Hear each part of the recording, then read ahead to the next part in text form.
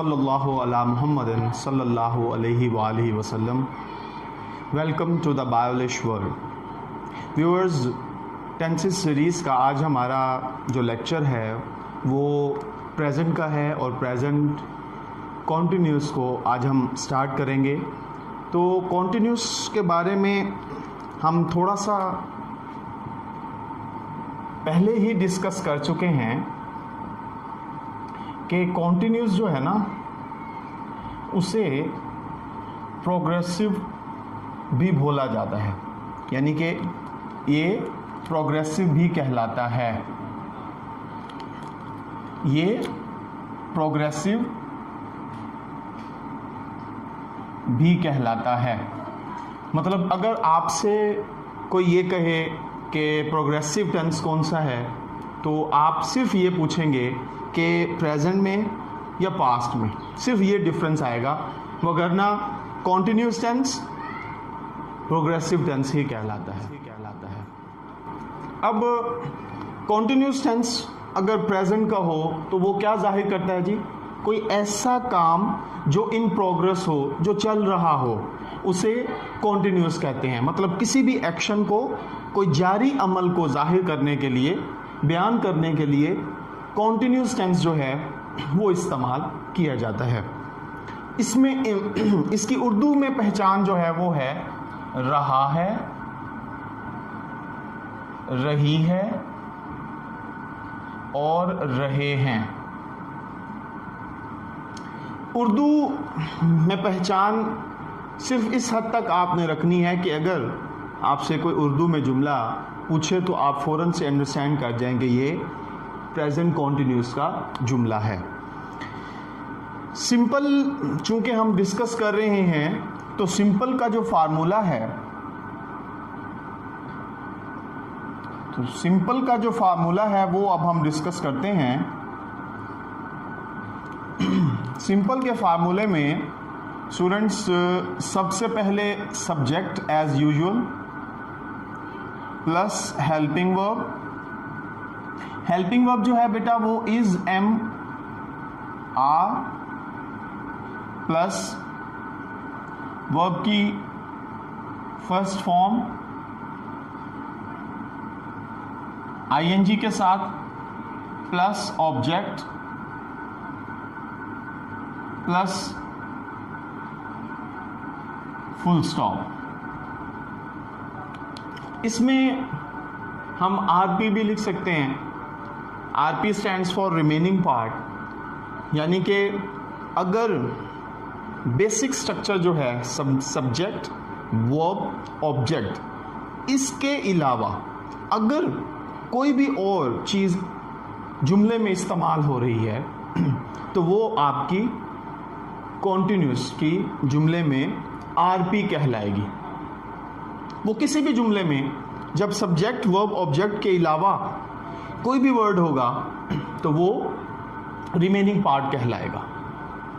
अब ये हमारा सिंपल का फार्मूला है। तो सबसे पहले subject stands for doer, performer, यानी कि एक्शन को परफॉर्म करने वाला है। इज, एम, आर, ये तीन हेल्पिंग वर्ब्स हैं, इमदादी फेल हैं, इनका हमने इस्तेमाल करना है। इज जो है वो ही के साथ, शी के साथ, इट के साथ और सिंगुलर नेम के साथ इस्तेमाल होता है। एम आई के साथ इस्तेमाल होता है और आर जो है वो वी, यू, दे और प्लूरल नेम्स के साथ इस्तेमाल किया जाता है। वर्ब एक्शन कहलाता है और एक्शन की फर्स्ट फॉर्म इस्तेमाल की जाती है प्लस आईएनजी।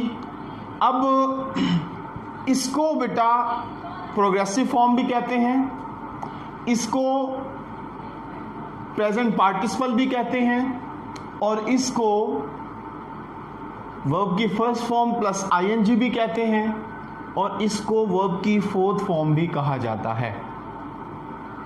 उसके बाद ऑब्जेक्ट है जी, ऑब्जेक्ट रिसीवर कहलाता है, रिसीवर, और उसके बाद आखिर में क्या आएगा जी, फुल स्टॉप। सबसे आखिर में फुल स्टॉप इस्तेमाल होता है। अच्छा, अब स्टूडेंट्स इसमें हम ये चीज़ देखेंगे कि फॉर्मेशन जो है आईएनजी की, ये चीज़ पास्ट कॉन्टिन्यूस में भी डिस्कस की गई है। आज भी मैं इसका बड़ा ही माइन्यूट सा तारुफ करवाऊंगा दोबारा से कि फॉर्मेशन जो है आईएनजी बनाने की, उसमें अक्सर स्टूडेंट्स जो हैं वो ये गलती कर जाते हैं कि इसमें है कि वर्ब की फर्स्ट फॉर्म प्लस आईएनजी। अब ये क्या बनेगा जी, कमिंग। अब जुमले के फार्मूले के एतबार से ये ठीक होना चाहिए कि वर्ब की फर्स्ट फॉर्म प्लस आईएनजी, लेकिन ये गलत है। क्यों? क्योंकि कमिंग जो है वो इस तरह बनता है। अच्छा स्टूडेंट्स, ये कैसे हमने करना है, इसके लिए हमारे जो अंग्रेजी के अल्फ़ाबेट हैं वो हैं जी 26। उन 26 में कुछ वोल्स हैं और कुछ कॉन्सोनेंट्स, साउंड्स। तो जो वोल साउंड हैं उन्हें प्रोनाउंस करने में किसी भी किस्म की रुकावट का सामना नहीं करना पड़ता। ए, ई, आई, ओ, यू बग़ैर किसी आर्टिकुलेटर्स के मतलब अटैच होने के, एक दूसरे से मिलने के ये परफॉर्म हो जाते हैं। जबकि कॉन्सोनेंट्स जो हैं वो जब तक आर्टिकुलेटर्स आपस में रुकावट ना पैदा करें वो प्रोनाउंस नहीं होते। बाज़ दफ़ा कुछ साउंड्स ऐसे होते हैं जो बज़ाहिर लग रहा होता है कि इनमें रुकावट नहीं आ रही, लेकिन वो भी स्लाइड सी हिंड्रेंस आ रही होती है। इसीलिए ए, ई, आई, ओ, यू के अलावा जितने भी अल्फ़ाबेट लेटर्स हैं वो कॉन्सोनेंट्स हैं। तो कॉन्सोनेंट साउंड्स जो होते हैं उनके लिए ये है कि हमने क्या करना है जी, ये देखें, ये वर्ब था, हमने देखना है लास्ट में क्या है जी, वोल साउंड है, कॉन्सोनेंट साउंड है, वोल साउंड है। अब अगर वी सी वी है तो हम क्या करेंगे जी, लास्ट वाले वी को ख़त्म करके आईएनजी का इजाफा कर देंगे, ये दुरुस्त हो गया।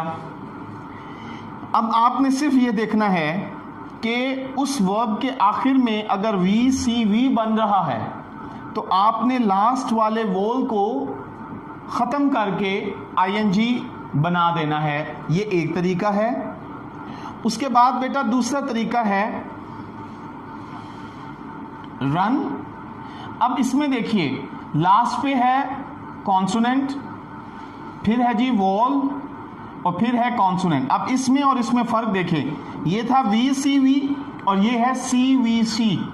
तो जब वर्ब के आखिर में सी वी सी बन रहा हो तो बेटा आपने लास्ट वाले कॉन्सोनेंट को डबल कर देना है और फिर आईएनजी बनाना है। अगर आप इस तरह बनाते हैं तो आपका वर्ब ठीक होगा। अगर आप इस तरह नहीं बनाते, यानी कि आप अगर इस तरह कर लेते हैं रन प्लस आईएनजी रनिंग, तो ये गलत हो जाएगा क्योंकि रनिंग में डबल एन इस्तेमाल होता है। इस फॉर्मेशन को आपने एहतियात के साथ समझ लिया है।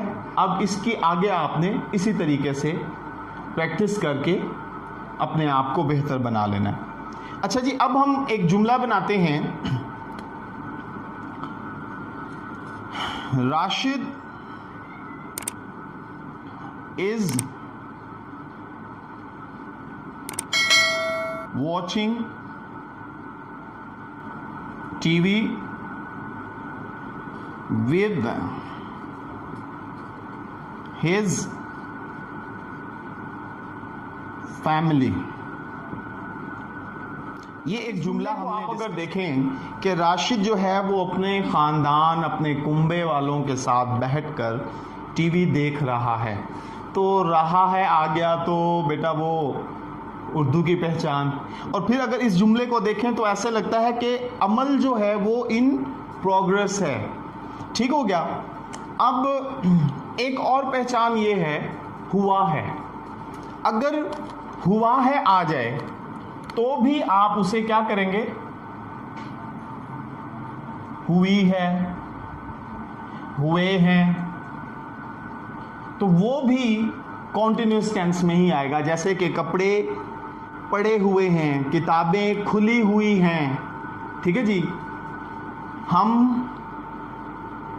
खेल रहे हैं, तो अब ये रहे हैं आ गया और पहले दो जुमलों में हुए हैं आ गया जी।